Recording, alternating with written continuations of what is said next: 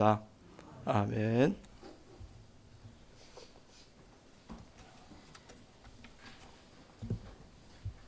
오늘 우리 함께 생각할 하나님 말씀은 에레미야서 9장 1절부터 26절 말씀입니다.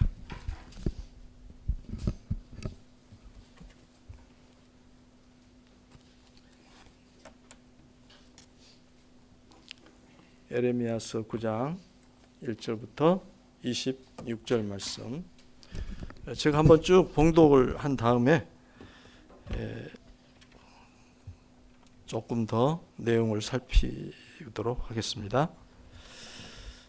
9장 1절부터 제가 봉독합니다. 어찌하면 내 머리는 물이 되고 내 눈은 눈물 근원이 될고 죽음을 당한 딸 내 백성을 위하여 주야로 울리로다. 내가 광야에서 나그네가 머무를 곳을 얻는다면 내 백성을 떠나 가리니 그들은 다 간음하는 자요 반역한 자의 무리가 되미로다. 여호와의 말씀이니라. 그들이 활을 당김같이 그들의 혀를 놀려 거짓을 말하며 그들이 이 땅에서 강성하나 진실하지 아니하고 악에서 악으로 진행하며 또 나를 알지 못하느니라. 너희는 각기 이웃을 조심하며 어떤 형제든지 믿지 말라. 형제마다 완전히 속이며 이웃마다 다니며 비방함이라. 그들은 각기 이웃을 속이며 진실을 말하지 아니하며 그들의 혀로 거짓말하기를 가르치며 악을 행하기에 지치거늘 내가 사는 곳이 속이는 일 가운데 있도다. 그들은 속이는 일로 말미암아 나를 알기를 싫어하느니라. 여호와의 말씀이니라. 그러므로 만군의 여호와께서 이와 같이 말씀하시되 보라, 내가 내 딸 백성을 어떻게 처치할꼬 그들을 녹이고 연단하리라. 그들의 혀는 죽이는 화살이라. 거짓을 말하며 입으로는 그 이웃에게 평화를 말하나 마음으로는 해를 꾸미는도다. 내가 이 일들로 말미암아 그들에게 벌하지 아니하겠으며 내 마음이 이런 나라에 보복하지 않겠느냐. 여호와의 말씀이니라. 내가 산들을 위하여 울며 부르짖으며 광야 목장을 위하여 슬퍼하나니 이는 그것들이 불에 탔으므로 지나는 자가 없으며 거기서 가축 소리가 들리지 아니하며 공중의 새도 짐승도 다 도망하여 없어졌음이라. 내가 예루살렘을 무더기로 만들며 승냥이 굴이 되게 하겠고 유다의 성읍들을 황폐하게 하여 주민이 없게 하리라. 지혜가 있어서 이 일을 깨달을 만한 자가 누구며 여호와의 입의 말씀을 받아서 선포할 자가 누구인고 이 땅이 어찌하여 멸망하여 광야같이 불타서 지나가는 자가 없게 되었느냐. 여호와께서 말씀하시되 이는 그들이 내가 그들의 앞에 세운 나의 율법을 버리고 내 목소리를 순종하지 아니하며 그대로 행하지 아니하고 그 마음의 완악함을 따라 그 조상들이 자기에게 가르친 바알들을 따랐습니다. 그러므로 만군의 여호와 이스라엘의 하나님께서 이와 같이 말씀하시니라. 보라, 내가 그들 곧 이 백성에게 쑥을 먹이며 독한 물을 마시게 하고 그들과 그들의 조상이 알지 못하던 여러 나라 가운데 그들을 흩어버리고 진멸되기까지 그 뒤로 칼을 보내리라 하셨느니라. 만군의 여호와께서 이와 같이 말씀하시되 너희는 잘 생각해 보고 곡하는 부녀들을 불러오며 또 사람을 보내 지혜로운 부녀를 불러오되 그들로 빨리 와서 우리를 위하여 애곡하여 우리의 눈에서 눈물이 떨어지게 하며 우리 눈꺼풀에서 물이 쏟아지게 하라. 이는 시온에서 통곡하는 소리가 들리기를 우리가 아주 망하였구나. 우리가 크게 부끄러움을 당하였구나. 우리가 그 땅을 떠난 것은 그들이 우리 거처를 헐었음이로다 하미로다. 부녀들이여 여호와의 말씀을 들으라. 너희 귀에 그 입의 말씀을 받으라. 너희 딸들에게 애곡하게 하고 각기 이웃에게 슬픈 노래를 가르치라. 무릇 사망이 우리 창문을 통하여 넘어 들어오며 우리 궁실에 들어오며 밖에서는 자녀들을 거리에서는 청년들을 멸절하려 하느니라. 너는 이같이 말하라. 여호와의 말씀에 사람의 시체가 분토같이 들에 떨어질 것이며 추수하는 자의 뒤에 버려져 거두지 못한 곡식단같이 되리라 하셨느니라. 여호와께서 이와 같이 말씀하시되 지혜로운 자는 그의 지혜를 자랑하지 말라. 용사는 그의 용맹을 자랑하지 말라. 부자는 그의 부함을 자랑하지 말라. 자랑하는 자는 이것으로 자랑할지니 곧 명철하여 나를 아는 것과 나 여호와는 사랑과 정의와 공의를 땅에 행하는 자인 줄 깨닫는 것이라. 나는 이 일을 기뻐하노라. 여호와의 말씀이니라. 여호와의 말씀이니라.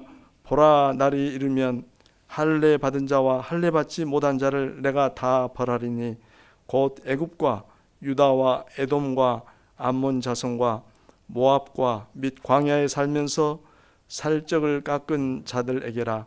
무릇 모든 민족은 할례를 받지 못하였고 이스라엘은 마음의 할례를 받지 못하였느니라 하셨느니라. 아멘. 길게 읽었습니다. 에레미야의 설교 한 편을 읽은 셈이 됐는데요.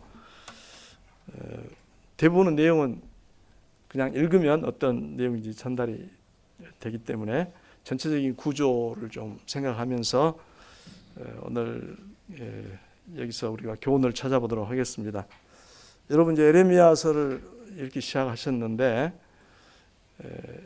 여러분 다 아시겠지만 에레미야는 요시야 왕 13년에 선지자로 부름을 받았습니다. 그리고 5 왕을 거치면서 약 40년 동안 선지자로 활동을 했습니다. 그가 부름을 받은 것은 요시야 왕이 남쪽 유다를 다스리던 시대였는데 요시야는 보기 드문 훌륭한 왕이었죠. 그는 할아버지 므낫세나 아버지 아몬이 하나님께 저지른 반역에서 돌이켜 철저한 개혁을 단행하였습니다. 그 내용이 열왕기하 22장, 23장에 잘 기록이 되어 있습니다.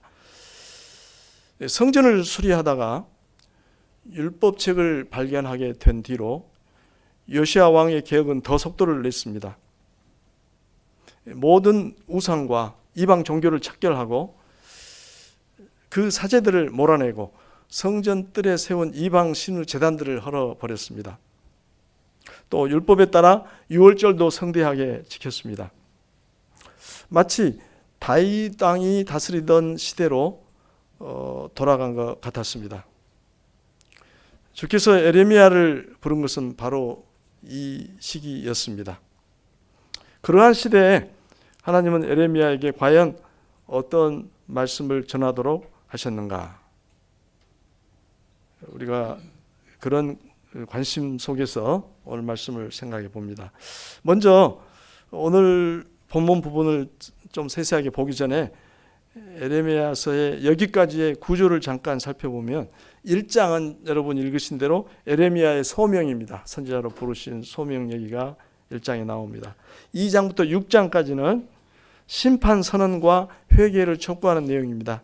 그 대상은 예루살렘과 유다를 향한 겁니다. 북쪽 이스라엘이 아니고 심판 선언과 회개 촉구. 그리고 오늘 말씀이 포함된 7장부터 10장까지는 백성의 거짓 예배와 제약상을 탄핵하고 있습니다.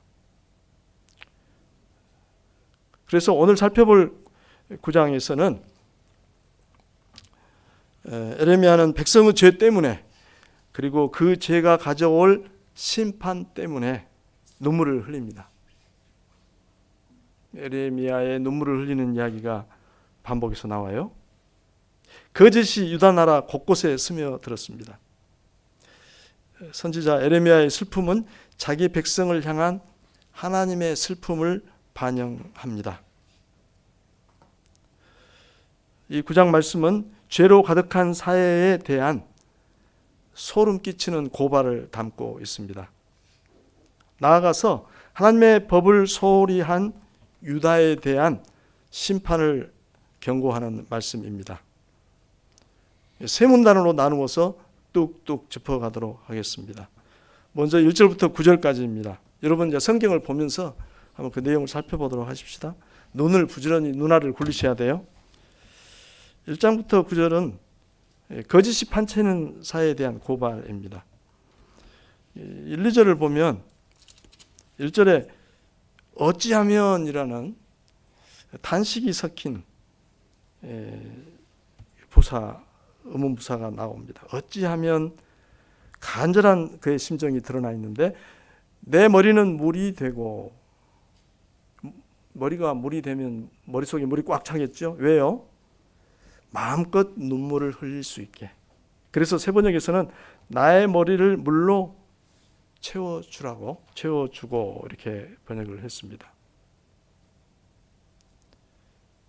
그는 참을 수 없는 슬픔에 젖어 있습니다. 1절 후반절에 보면, 끝에 보면 주야로 울리로다. 극한 슬픔을 표현하고 있습니다. 2절에 가면 조금 다른 측면입니다. 광야에서 나그네가 머무를 곳, 그곳을 간절히 그는 바라고 있습니다. 광야에서 나그네가 머무를 곳을 얻는다면, 차라리 광야로 피하면 백성들의 죄악상을 보지 않아서, 또 그들이 겪게 될 참상을 목격하지 않아서 마음이 편할 수도 있겠다 하는 그런 심정입니다. 그걸 역으로 뒤집어서 생각하면 그 참상이 얼마나 큰가를 말해 줍니다. 그래서 1, 2절에서는 선지자는 백성의 죄악상, 참상을 극도로 슬퍼하면서 차라리 타락한 백성에게서 멀리 떠나 있고 싶은 심정을 토로하고 있습니다.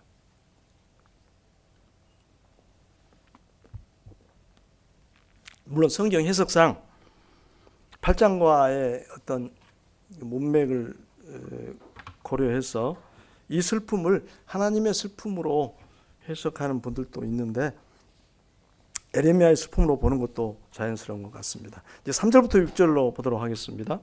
3절 시작을 여호와의 말씀이니라 라고 시작했습니다.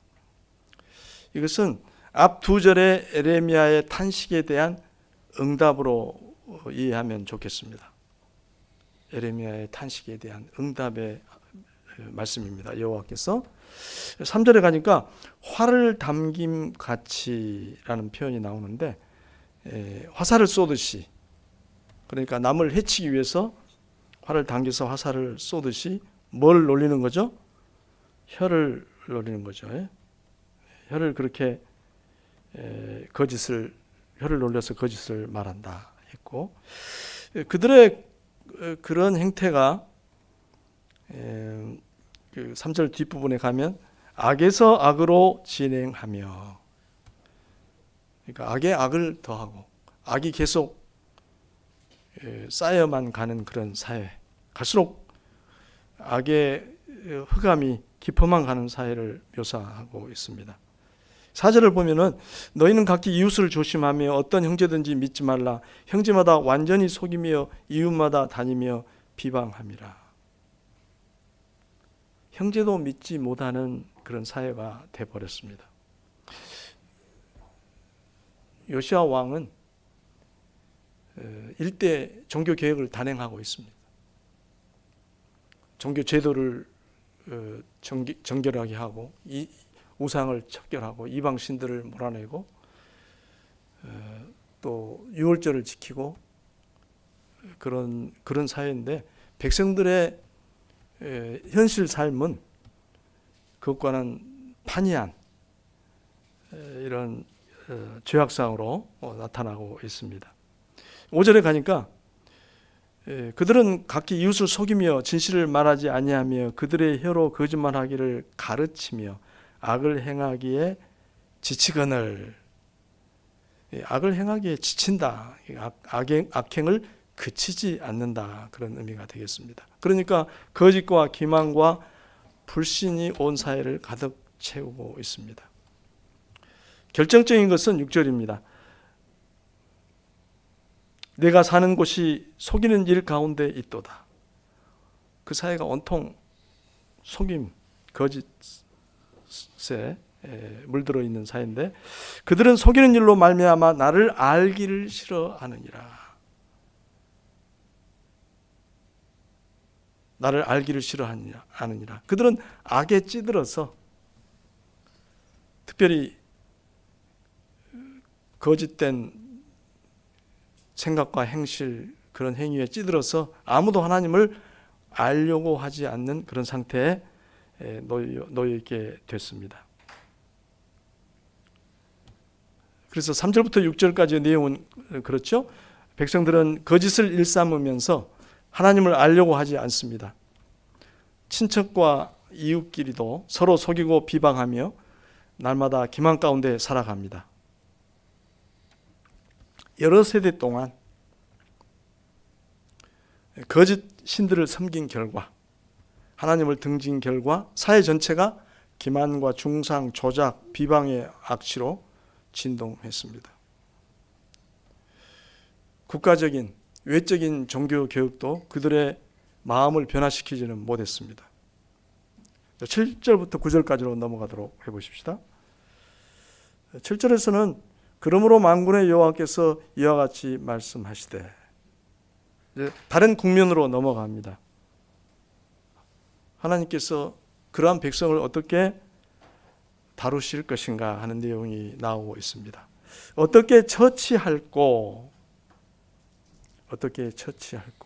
그들을 녹이고 연단하리라. 금속을 재련하듯이, 금속 재련하려면 뭐를 사용해야 되죠? 뜨거운 불을 사용해야 되죠. 수천도 되는 불을 사용해야 되죠. 극심한 시련을 그들에게 보내시겠다는 의미가 되겠습니다. 8절에 가면 다시 한번 그들의 거짓을 고발합니다. 지적합니다. 그들의 혀는 죽이는 화살이라. 거짓을 말하며 입으로는 그 이웃에게 평화를 말하나 마음으로는 해를 꾸미는 도다. 도저히 그대로 보고 있을 수 없는, 참으실 수 없는 죄악상을 지적하고 있습니다. 9절에 가면 내가 이 일들로 말미암아 그들에게 벌하지 아니하겠으며 내 마음이 이런 나라에 보복하지 않겠느냐, 여호와의 말씀이니라. 내가 벌하지 아니하겠으며 보복하지 않겠느냐. 이건 마치 여호와 하나님께서 선지자 에레미야에게 이렇게 말씀하시는 것 같습니다. 네가 내 입장이라면 이 일을 어떻게 하겠느냐. 공의의 심판자인 내가 바르게 행해야 되지 않겠느냐. 그렇지 않고 이걸 묵인한다면 내가 어떻게 공의의 하나님이라고 할 수 있겠느냐. 그런 반문이 이 안에 녹아들어 있는 것 같습니다. 그러나 이 질문 속에서는 그러면서 한편으로는 하나님의, 인간적으로 말하면 하나님의 내적 갈등이 느껴집니다.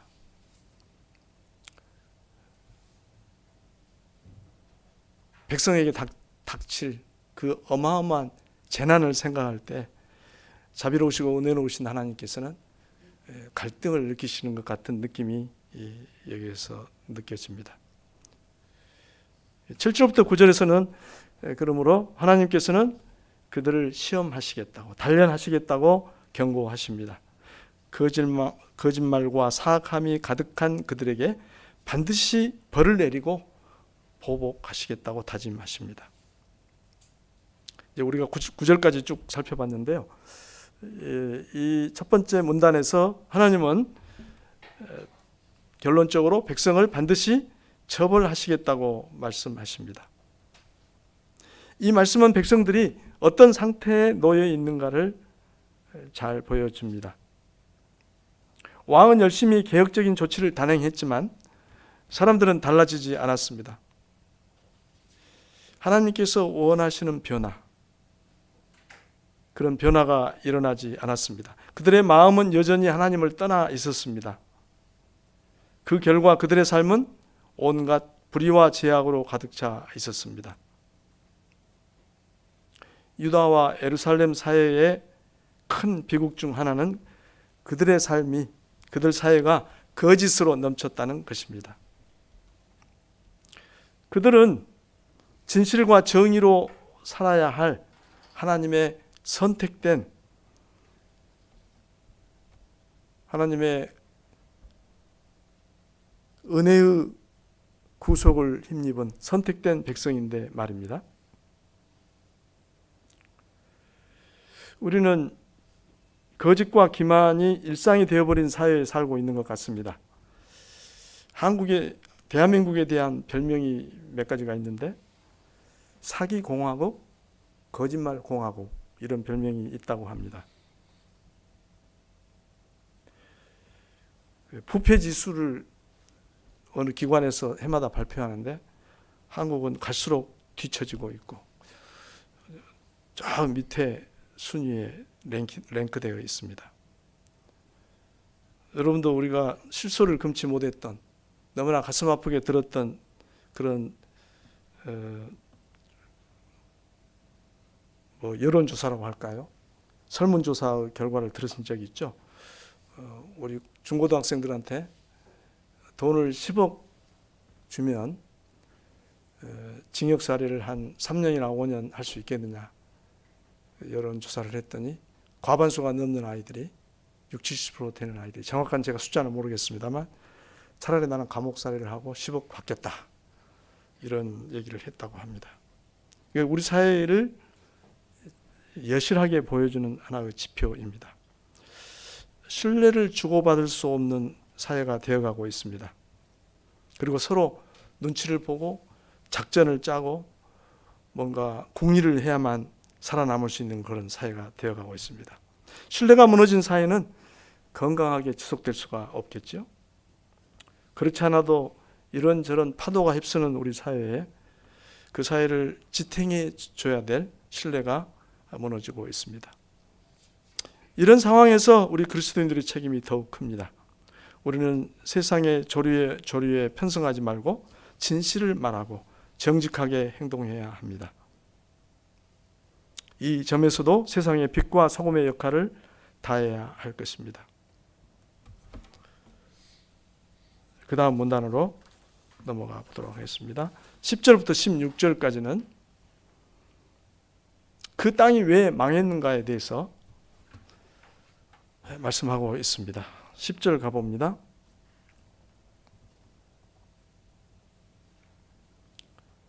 거기에 다시 선지자의 울부짖음이 나와 있습니다. 내가 산들을 위하여 울며 부르짖으며 광야 목장을 위하여 슬퍼하나니. 울며 짖으며 슬퍼하나니, 극도의 슬픔을 표현하고 있습니다. 선지자는 하나님의 심판으로 닥칠 참상을 미리 내다보고 있습니다. 11절에 보면 내가 예루살렘을 무더기로 만들며 승냥이 굴이 되게 하겠고 유다의 성읍들을 황폐하게 하여 주민이 없게 하리라. 이때는 경고 수준이었지만 실제로 요시야의 아들, 세 아들이 다 왕위에 올랐다가 이제 비극을 만났죠. 그 시대에 바벨로니아를 통해서 현실이 됐습니다. 선지자는 황무지로 변하여 생명체가 사라진 자연을 바라보면서 탄식합니다. 하나님께서는 예루살렘과 유다의 성읍들도 그렇게 만들어 버리실 것입니다. 12절부터 석절을 보면 12절에 보니까 지혜가 있어서 이 일을 깨달을 만한 자가 누구며, 앞에서 말한 이야기죠. 성읍들까지 황폐하게 될, 예루살렘과 유다가 완전히 파멸하게 될 그 일을 깨달을 만한 자가 누구며 여호와의 입의 말씀을 받아서 선포할 자가 누구인고. 에레미야가 그 사명을 받았죠. 그리고 질문을 합니다. 이 땅이 어찌하여 멸망하여 광야같이 불타서 지나가는 자가 없게 되었느냐. 탄식이자 그것을 깨닫지 못하는 백성들의 모지를 탄핵하고 있습니다. 이 땅이 어찌하여 멸망하여 광야같이 불타서 지나가는 자가 없게 되었느냐. 거기에 질문이 계속 이어져 있죠. 누구며 누구인고. 아무도 없다는 이야기입니다. 모두가 하나님을 등지고 하나님을 배반하고 하나님께 등을 돌림으로써 참 지혜, 세상 시대를 읽을 수 있는 지혜를 잃어버렸습니다. 일반 백성은 말할 것도 없고 지도자들의 영적 상태도 심각했습니다. 우리가 9장을 읽고 있습니다마는 9장에 오기까지 선지자는 여러 차례 고발했습니다. 2장 8절을 제가 읽어드리면 제사장들은 여호와께서 어디 계시냐 말하지 아니하였으며, 하나님을 찾지 않았다는 얘기죠. 율법을 다루는 자들은 나를 알지 못하며 관리들도 나에게 반역하며 선지자들은 바알의 이름으로 애언하고 무익한 것들을 따랐느니라. 지혜를 잃어버렸습니다. 시대를 읽을 수가 없습니다. 하나님께서 선지자를 시켜서 말씀을 선포해도 그 말을 귀담아 듣지를 않습니다. 13절부터 16절을 보면 여호와께서 말씀하시되 이는 그들이 내가 그들 앞에 세운 나의 율법을 버리고 내 목소리를 순종하지 아니하며 그대로 행하지 아니하고 그 마음의 완악함을 따라 그 조상들이 자기에게 가르친 바알들을 따랐습니다. 그러니까 12절 마지막 질문, 이 땅이 어찌하여 멸망하여 광야같이 불타서 지나가는 자가 없게 되었느냐. 이 하나님께서 스스로 하신 질문에 대한 대답을 13절부터 5절까지 하시는 겁니다. 15절 계속 읽습니다. 그러므로 만군의 여호와 이스라엘 하나님께서 이와 같이 말씀하시니라. 보라, 내가 그들 곧 이 백성에게 쑥을 먹이며 독한 물을 마시게 하고 그들과 그들의 조상이 알지 못하던 여러 나라 가운데 그들을 흩어버리고 진멸되기까지 그 뒤로 칼을 보내리라 하셨느니라. 15, 16절은 선지자가 하나님의 말씀을 인용해서 전하는 형식으로 되어 있죠. 이 땅이 어찌하여 멸망하여 광야같이 불타서 지나가는 자가 없게 되었느냐. 이렇게 이 질문에 대한 대답을 스스로 해주고 계십니다. 하나님께서는 여기서 유다와 예루살렘을 멸망하시려는 이유를 밝히고 계십니다. 그것은 그들이 하나님의 율법을 버리고 순종하지 않았기 때문입니다. 모세를 통하여 그들이 애굽에서 완전히 빠져나온 이후에 그 백성이 과연 어떤 백성이고 그가 하나님께서 그 백성을 구원하신 목적이 무엇인지를 율법에 담아서 그들에게 전해 주시면서 그 이후로 그 율법을 따라서 좌우로 치우치지 말고 율법을 준행하며 살도록 백성을 가르쳤는데, 이 시대에 와서 오랜 기간 동안 그들은 하나님을 등지고 율법을 버리고 순종하지 않았습니다. 더욱이 그들은 완악한 마음으로 조상들이 가르쳐준 이방 신들을 섬겼습니다. 그래서 15절 16절에서 하나님께서는 선지자의 입을 통해서 보라, 내가 그들 곧 이 백성에게 쑥을 먹이며 독한 물을 마시게 하고, 쑥, 독한 물, 비유의 말이죠. 하나님의 매서운 징벌을 비유적으로 표현한 것입니다. 16절 우리 같이 읽어봅니다. 16절, 그들과 그들의 조상이 알지 못하던 여러 나라 가운데 그들을 흩어버리고 진멸되기까지 그 뒤로 칼을 보내리라 하셨느니라. 하나님께서 백성에게 벌을 내리셔서 이방 민족 가운데 흩어서 파멸시키실 것이라고 선고하셨습니다. 우리가 10절부터 16절까지를 쭉 살펴봤는데요. 그 땅이 왜 망하게 될 것인지를 말씀하고 있습니다. 그것은 그들이 율법을 버리고 순종하지 않았으며 우상을 따랐기 때문입니다. 하나님께서는 이스라엘을 조건 없이 택하셔서 당신의 백성으로 삼으셨습니다. 그리고 하나님의 백성답게 살도록 거룩한 율법을 주셨습니다. 그들이 율법을 준행함으로써 거룩한 사회를 이루고 하나님의 영광을 나타내도록 하셨습니다. 우리는 어떻습니까? 이것 또한 우리를 향한 하나님의 목적입니다.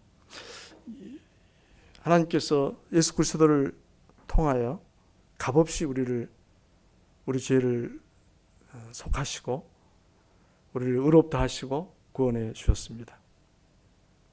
우리는 예수님을 통해 알려주신 하나님의 뜻에 순종하며 사는 것이 은혜로 구원받은 성도의 본분입니다. 하루하루 내 생각과 고집을 버리고 주님의 뜻을 받들어서 살아가야 하겠습니다. 마지막 문단 생각합니다. 좀 깁니다.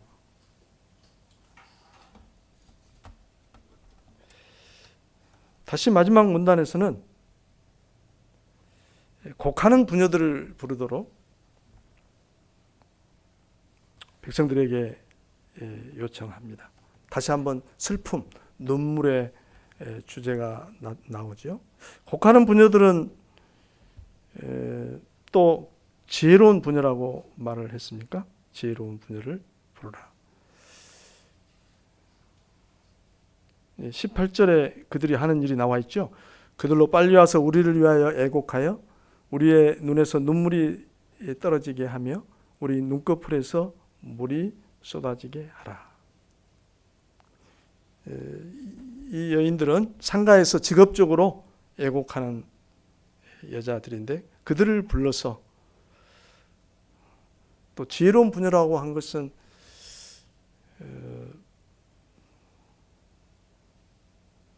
유족들이 당한 그 슬픔을 당한 사람들이 겪고 있는 상황을 그들은 잘 이해하고 그 상황에 맞게 그들의 마음을 대변해서 애곡하는 일을 했다는 점에서 그렇게 표현한 것 같습니다.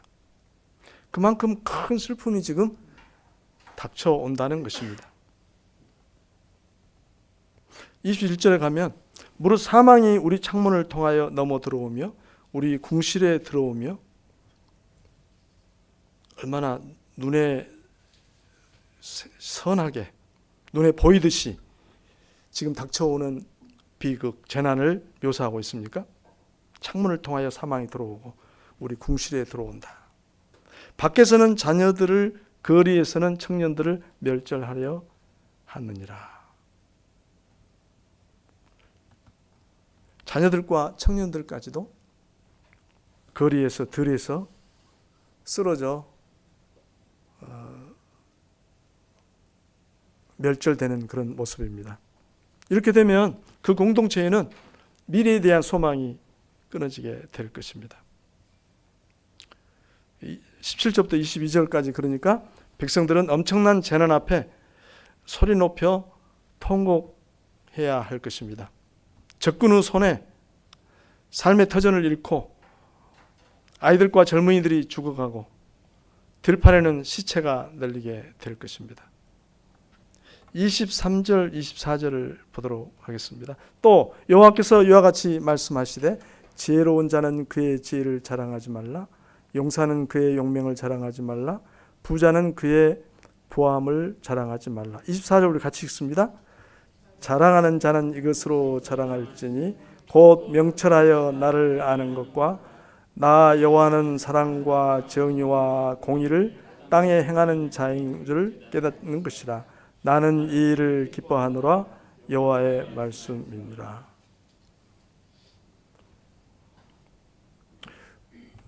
옛날에 우리가 에레미야서를 문맥으로 통독하지 않을 때는 에레미야서 중에서 가장 사랑하는 구절 중에 하나가 이 두 구절입니다.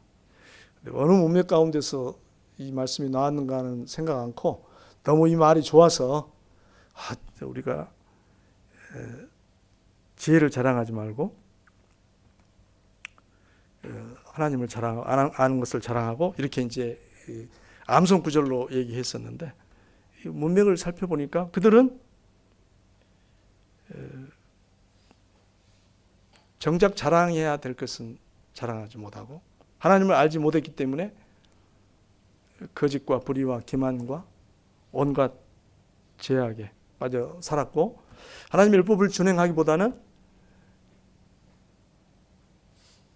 이방 신들을 따라서 자기들의 욕망을 추구했던 앞세웠던 그런 배경 가운데서 정말 우리들이 추구해야 될 것, 사랑해야 될 것, 자랑해야 될 것에 대해서 하나님께서 말씀하고 계십니다.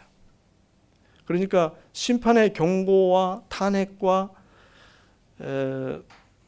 그런 징벌의 선고 가운데서도 백성에게 하나님께서는 다시 한번 돌아오고 정작 그들을 살아야 할 길이 무엇인가를 다시 한번 제시하는 그런 내용이 되겠죠. 자, 그러면은 24절에 보면 여호와는 사랑과 정의와 공의를 땅에 행하는 자인 줄 깨닫는 것이라 이렇게 말씀하셨죠. 이 세 가지 덕목이라 할까요? 사랑과 정의와 공의는 하나님의 가장 두드러진 성품입니다. 그것을 깨닫는 하나님께서 그런 분이라는 것을 그런 성품을 가지신 분이라는 것을 깨닫는 것이 가장 우리에게 소중한 일이다. 나는 이 일을 기뻐하노라. 하나님이 어떤 분인가를 깨닫는 일이 가장 중요하다는 말씀입니다. 아무도 자기가 가진 것, 지혜나 용명이나 부함을 사람들이 가장 소중하게 여기고 추구하고 구하는 것들이죠. 그것을 자랑하지 말아야 합니다. 오직 하나님을 아는 것과 그분이 사랑과 정의와 공의를 향해 공의를 땅에 행하는 분인 줄을 깨닫는 것을 자랑해야 합니다. 마지막 25절 26절을 봅니다. 다시 여호와의 말씀이니라 하고 시작됩니다. 보라, 날이 이르면 할례 받은 자와 할례 받지 못한 자를 내가 다 벌하겠다. 그리고 우선 그러면 어떤 대상이 포함되느냐? 애굽과 유다와 에돔과 암몬 자손과 모압과 및 광야에 살면서 살적을 깎은 자들에게라. 살적을 깎은 자들, 이제 관자놀이에 머리카락을 짧게 깎은. 우리는 요즘 다 관자놀이에 머리카락 짧게 깎죠, 남자들. 여성들은 머리를 길지만. 그런데 유대인들 어쩌죠? 지금도 그 종교인들 보시면 여러 개 길게 늘어뜨리죠. 당시에 이방인이나 하는 짓이었어요. 이걸 깎는 것은. 그러니까 우리도 이제 서양에서 받아들여가지고 우리 조선시대만 해도 남자들도 머리 길었잖아요. 이렇게. 그죠? 단발령인 것 때문에 얼마나 사회가 한번 뒤집어졌습니까? 네, 어쨌든 그 뜻이 되겠고요. 거기에 몸에 할례를 받지 못한 민족은 물론이고 그들이야 여호와 하나님과 관련이 없는 자들이니까 모든 민족은 할례를 받지 못하였고 이스라엘은 마음의 할례를 받지 못하였느니라. 그러므로 25절에서 뭐라고 그랬죠? 할례 받은 자와 할례 받지 못한 자를 내가 다 벌하리니 라고 얘기했죠. 그러니까 이스라엘은 마음의 할례를 받지를 못했다는 것입니다. 이스라엘 상태가 그렇습니다. 내면적으로는 그들은 할례를 받지 못했습니다. 바울 사도는 로마서에서 그런 얘기를 했죠. 외면적으로 할례를 받은 사람이 참 이스라엘이 아니고 내면적으로 할례를 받은 사람이 참 이스라엘이다. 그렇게 얘기를 했습니다. 그 결과 그들은 영적 도덕적으로 심각한 타락에 빠졌습니다. 심판의 날에 하나님께서는 마음의 할례를 받지 않는 자들에게 이방인이든 이스라엘이든 민족을 가리지 않고 벌을 내리실 것입니다. 예레미야는 앞에서도 비슷한 하나님의 말씀을 전한 적이 있습니다. 4장 4절을 제가 읽어드리면 유다인과 예루살렘 주민들아 너희는 스스로 할례를 행하여 너희 마음 가죽을 베고 나 여호와께 속하라. 그리하지 아니하면 너희 악행으로 말미암아 나의 분노가 불같이 일어나 사르리니 그것을 끌 자가 없으리라. 반복해서 마음의 할례를 받고, 그래서 하나님의 경고의 심판을 이기도록 요청하고 있습니다. 우리가 마지막 문단을 봤는데요, 19절부터 26절 이 말씀은 우리가 자랑해야 할 것이 뭔지를 말씀하고 있습니다. 사람에게 가장 중요한 것은 하나님을 아는 것입니다.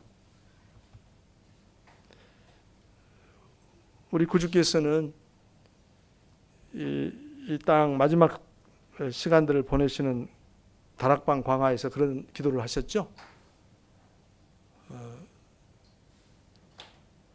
하나님과 그가 보내신 자 예수 그리스도를 아는 것이 영생이다, 이런 말씀을 하셨습니다.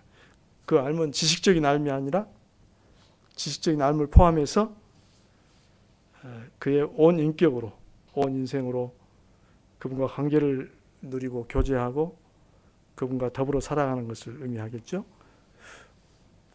모든 것이 다 사라질지라도 영원히 남는 것은 오직 하나님을 아는 것입니다. 하나님은 우리 생명의 주인이기 때문입니다. 하나님께서는 그분을 의지하는 사람을 보호하시고 영원한 나라로 이끄실 것입니다. 나아가 우리는 하나님은 사랑과 정의와 공의를 땅에 행하는 분임을 깨닫는 것을 자랑으로 삼아야 합니다. 그 지식을 가졌다는 것, 그런 깨달음을 내가 소유했다는 것, 그런 깨달음을 가진 사람은 어떻게 되죠? 하나님을 경외함으로 그분을 본받아 살게 될 것입니다. 그런 사람은 사랑과 정의와 공의를 이 땅에서 펼치며 실천하면서 살아가게 될 것입니다. 하나님을 사랑하는 만큼 그분의 성품을 따라서 살아가게 될 것입니다. 이렇게 해서 우리 쭉 긴 본문을 좀 숨가쁘게 쭉 한번 훑어봤는데요. 에레미야 선지자의 눈물이 어려있는 말씀이었습니다. 교훈을 앞에 생각했던 것을 간추려서 세 가지로 말씀을 드려보겠습니다. 첫째는 선지자의 슬픔입니다. 선지자의 슬픔.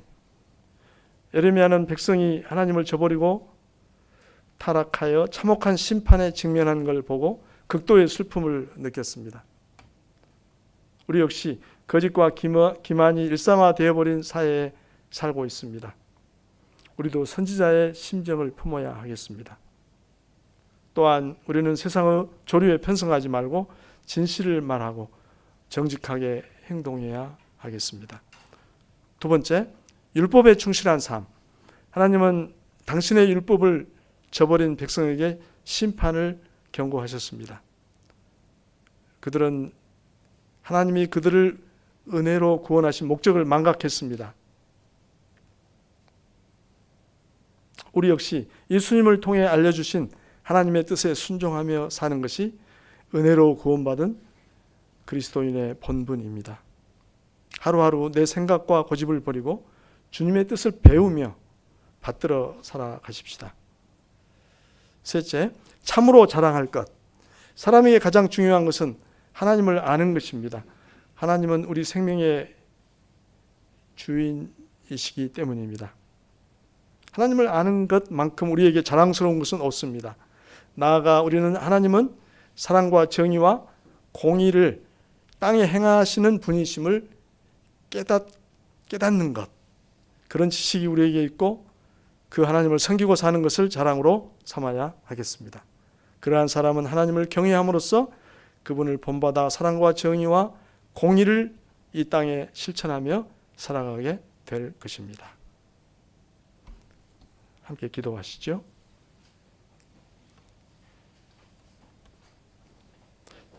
자비하신 우리 주님, 오늘도 저희에게 귀한 말씀을 주셔서 감사합니다. 하나님께서는 에레미야 선지자를 통해서 유다 백성의 타락상을 드러내시고 무서운 심판을 경고하셨습니다. 저희도 에레미야처럼 죄악된 현실을 향한 슬픈 심정을 품게 하시고 세상 조류를 거슬러 진실과 정직으로 살아가게 하옵소서. 놀라운 구원의 은혜를 입은 저희가 하나님의 말씀을 사랑하고 충실하게 순종하여 주님의 거룩한 백성이 되게 하옵소서. 하나님을 더 잘 알아가게 하시고 하나님을 닮아 저희 삶에 사랑과 정의와 공의의 열매가 가득하게 하옵소서. 예수님의 이름으로 기도합니다. 아멘.